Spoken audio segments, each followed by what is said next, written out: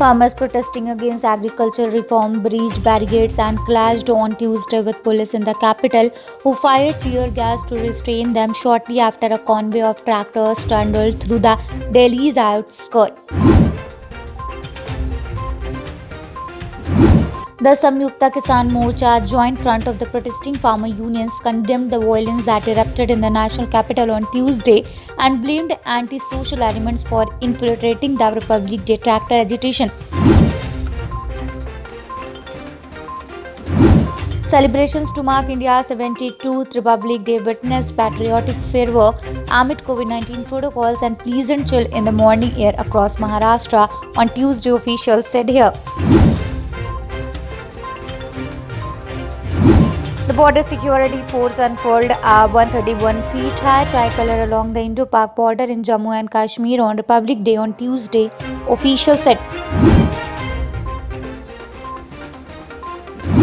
Chaotic scenes prevailed in Delhi NCR on Tuesday after the farmer protesting against the three farm laws clashed with the police at several places and entered the iconic Red Fort and ITO in the heart of the city.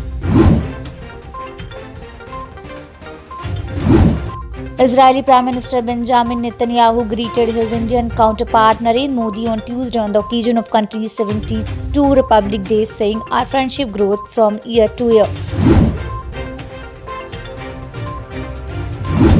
With the aim of doubling farmers' income by 2022, the government is likely to raise farm credit target to about Rs 19 lakh crore in budget 2021 to 2022 to be present on the February 1, according to sources.